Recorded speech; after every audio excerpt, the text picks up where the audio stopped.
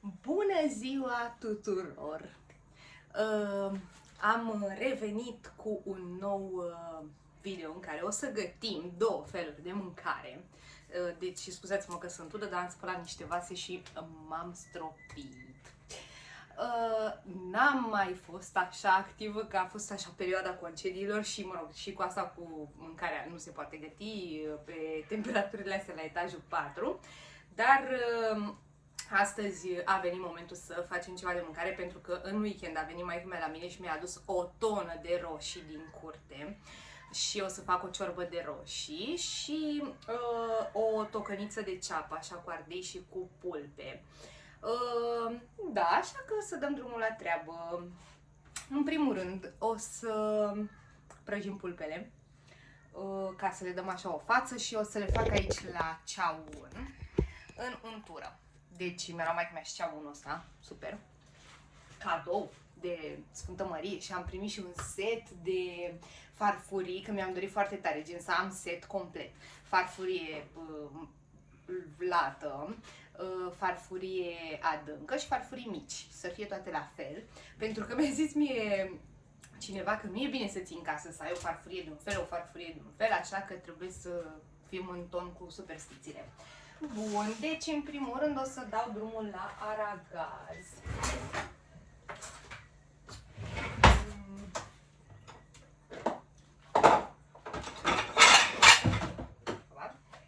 Să se încingă ceaunul.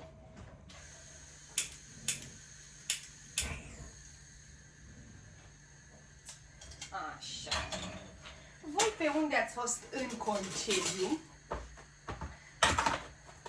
Noi am fost la mare, la sora iubițelului meu și am stat, cred că, 6 zile. Da, 6 zile.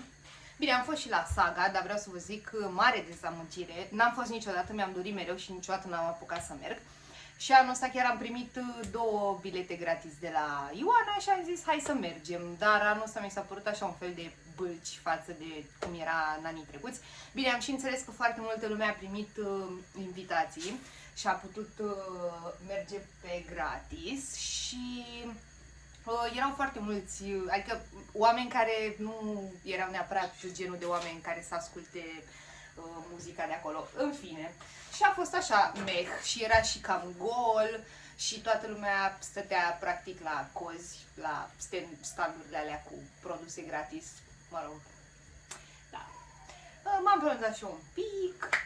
E bine. Și acum mă simt așa super motivată, nu știu cum să vă zic, să fac o grămadă de chestii, plus că apar și lucruri noi la muncă. Ieri a fost și prima zi de podcast după vacanță, gen după vară.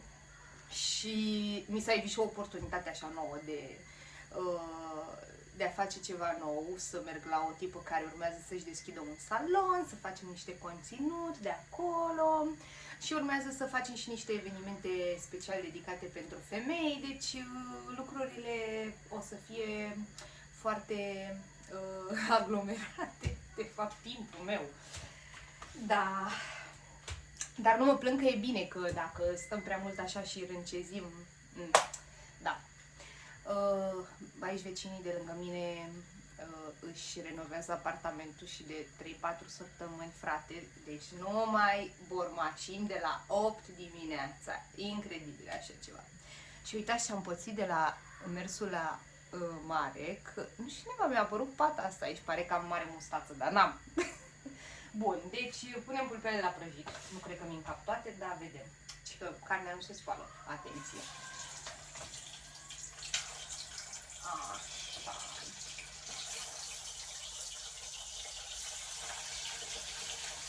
Hai să nu.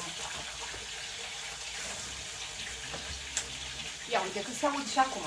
Incredibil. Bun, le-am pus aici. O să arunc cojile de la legume aici. Îmi aduc legumele și revin. Ne apucăm să tocăm ceapa ardent, să pun 2 roșii și niște usturoi. Și după aia dăm drumul la ciorbă. Așa. La mare a fost și relaxant. Și agitație așa. Dar plăcut concediu de anul ăsta. M-am bronzat, am trecut, m-am ars rău de tot și nu mi-a plăcut. Așa. Deci astăzi gătesc numai cu produse bio, ce să vă zic. Numai că pe ultima zi n-am mai apucat să mai merg la plajă, că iubițelul meu drag s-a lovit la degețelul de la picior și a crezut că și la rupt și a trebuit să mergem la spital. Și și-a făcut radiografie, dar n-avea nimic. Deci, foarte bine. Așa.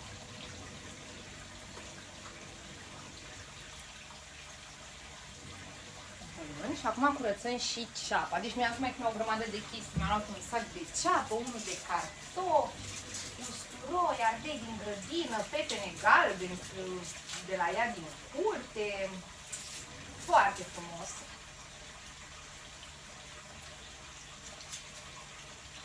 Urmează și un vlog așa special, că vrem să renovăm baia, dar pe super buget. Și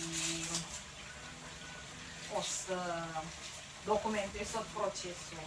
Bine, momentan am pus un dulăpior din ăsta la baie cu oglindă, că arăta super nașpa înainte. Așa, dar vrem să vopsim faianța, să vopsim cada, că avem o cadă de fontă. Și bine, am înțeles că oricum sunt foarte bune căzile astea, nici nu aș schimba-o dacă ar fi apartamentul meu, dar oricum stăm cu chirie aici. Așa. Să o amenajez așa frumos și drăguț. Și apoi mi-ar plăcea să vopsim și ușile din casă, pentru că sunt din astea vechi, de lemn. Dar, mă rog, asta cu baia este primul pas. Ca să zic așa. Deci la tucana asta de ceapă, bănuiesc că trebuie multă ceapă. Așa că o să curăț și vreo 6-7. Așa. Am și probat ceaunul ăsta, am făcut niște cartofi prăjiți la ceaun așa cu usturoi. De fapt nu cu usturoi, cu salată de roșii și cu ouă. Și face foarte bine. Doar că trebuia mult mai mare, că eu fac mâncare multă. Bun, am revenit. Deci am transpirat ca un câine deja. Așa. Am spălat legumele. Și acum punem ulei în oală. Ca să călim legumele. După ce le tocăm, bineînțeles. O să tai ceapa așa julien.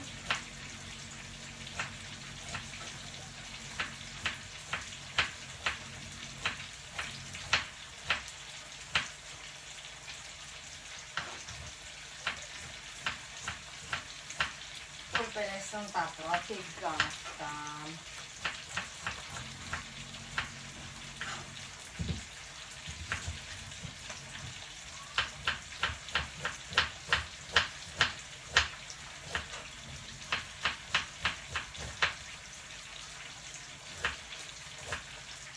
Cred că tocănița să mergea bine cu niște mămăligă. Da. Nu mai am chef să mai fac. Deci sper că nu sunt singura care îi place mirosul ăsta de ceapă călită. Deci, prea bine miroase.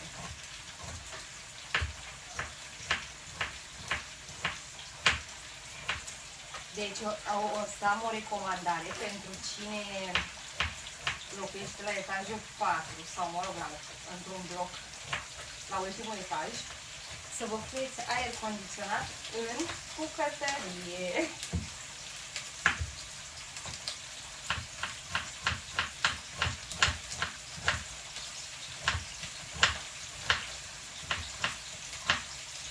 Deci nici nu știu dacă am morcov pentru ciorbă, dar sper că am.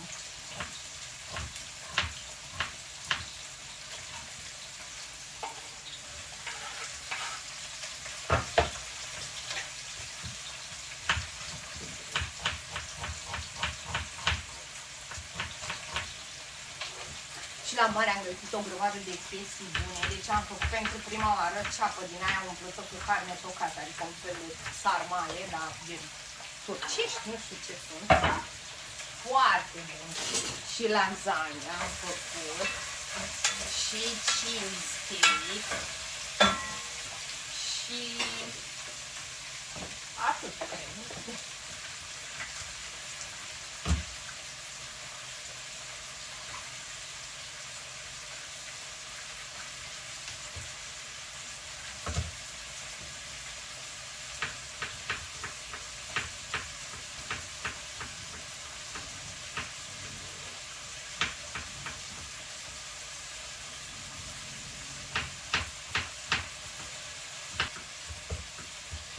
Știți ce nu am eu? Niște pătrunjel, frate. Și reușteam. Asta este.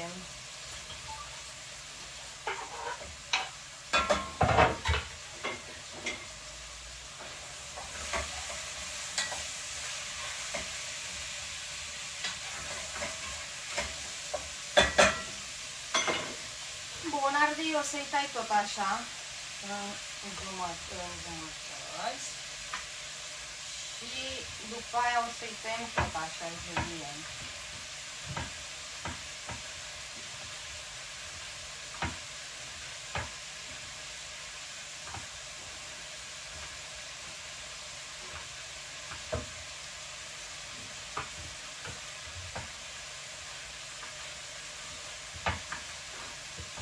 Așa, deci am pus aici ardei ceapa usturoiul la călin. Pulpele le-am oprit, sunt gata.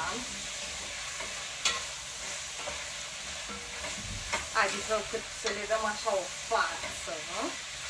Și acum mai stau un pic să se călească legumele acolo și pun și puiul peste. Până acolo, când sunt aproape fierte, o să toc 2 roșii și o să le adaug și pe ele acolo. Bun, o să mă schimb în ceva mai lejer, că uitați cum sunt. Și vin să dăm drumul și la ciorbă. Bun, deci foarte bine arată toată treaba asta aici.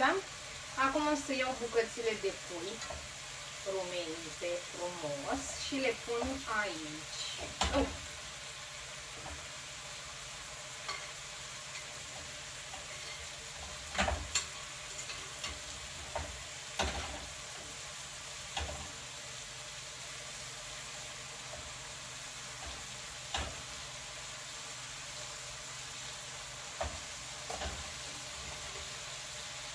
Ia uitați pe asta. Foarte frumos.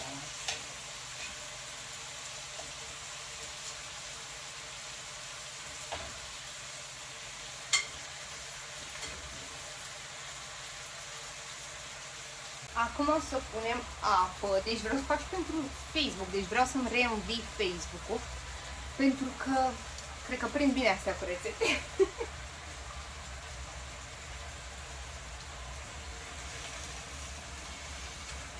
Bun, am pus apă și acum o să pun capacul.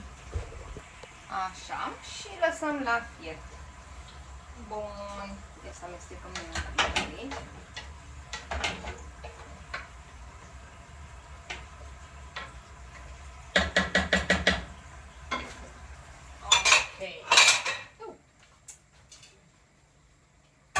E prea bună carnea asta prăjită în untură. Foarte bun. Bun.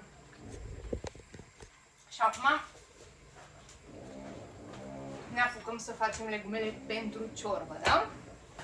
O să folosesc și eu 2 cepe. Ia să vedem. Așa. Morcov. Mai am un singur morcov, oameni mulți. Mai și așa. Îl folosesc pe ăsta și aia. Acum nu știu dacă mi-ajung mie roșiile astea, dar vedem. Bun. Și o să le curățăm pe rând, după care le spălăm, le tocăm și dăm drumul la foc și acolo. Aici văd că fierbe de zor, deci e bine. Curăț legumele și revin. Așa. Acum o să pun puțin ulei. Deci voi faceți ciorba de roșii incredibil. Cu orez, fidea sau fără nimic? Mie îmi place cea cu orez. Ia să nu eu. Ăsta. Dăm drumul la aragaz. Dacă să și aprinde.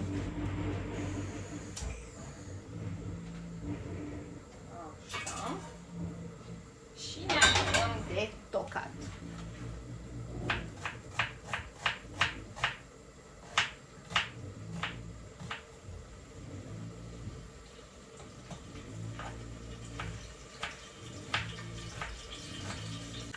un pic. Ceva de rău.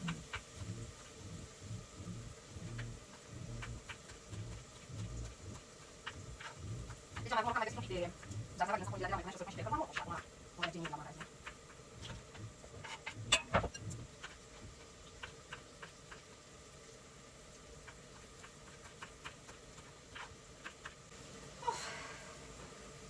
Doamne, deci prea cald este, oameni.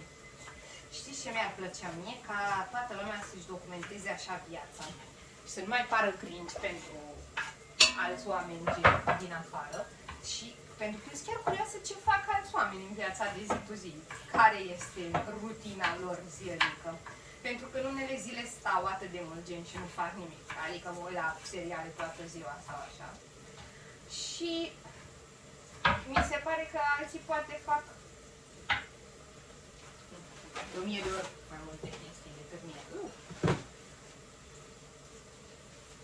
Nu se mai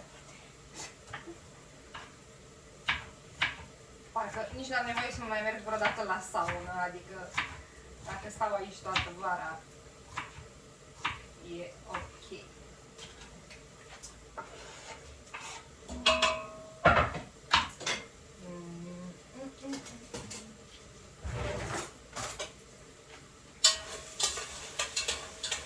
Când termin de pus legumele la călit pentru ciorbă, o să tocăm și roșiile pentru, cum se cheamă, pentru tocăniță. Deci eu chiar sunt curioasă, vouă cât voia să faceți, nu știu, două feluri de mâncare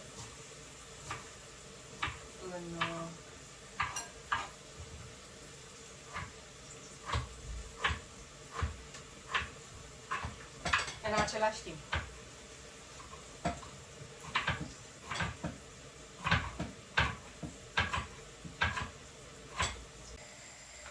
Deja m-am apucat de roșiile pentru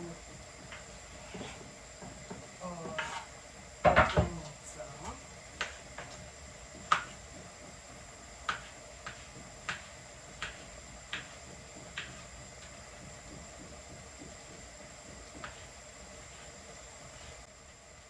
Așa. Și acum le punem peste carne mici.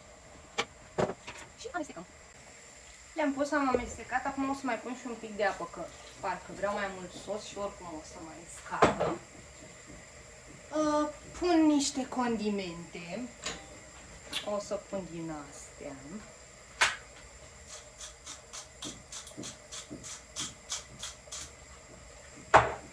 Niște usturoi din ăsta granulat.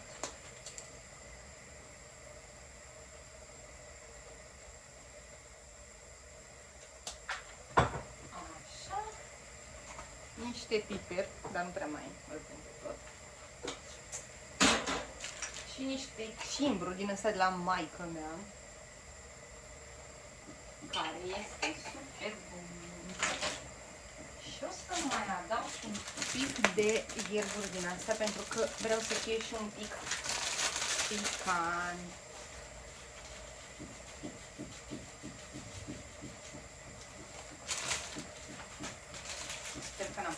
Și, bineînțeles, sare.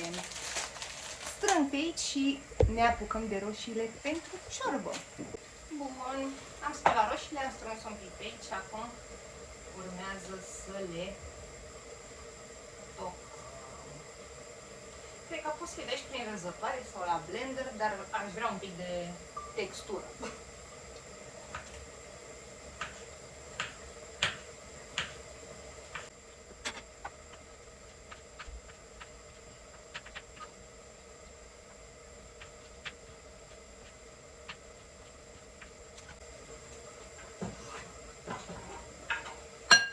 Dacă mai aveți idei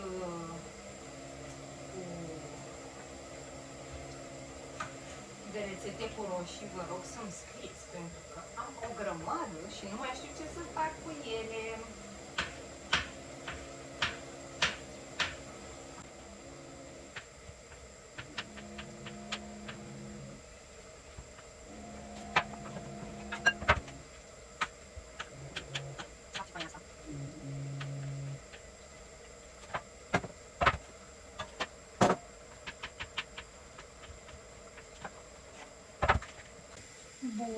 aici acum toate fierb. Ciorba fierbe, tocănița fierbe.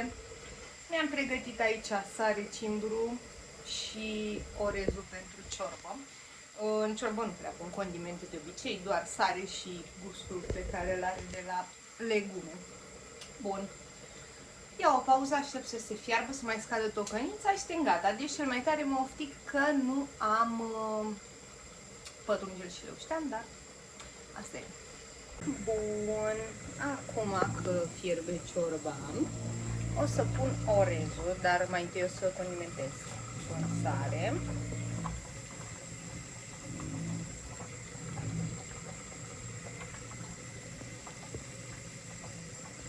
Și un pic de cimbru. Bun. Și orez o să pun gen o mână. Așa. Și revin cu rezultatul final. Gata și tocănița, arată super bine, colorată. Bravo! Gata și ciorbica. Ia uitați ce cremoasă este. Fix așa mi-a făcea maica mea. Bun, deci am terminat aici. Nu mai pot. Merg să fac un duș și o recomandare am. Mai bine, nu știu, mâncați salată toată vara decât să gătiți la bloc. V-am pupat și ne vedem data viitoare.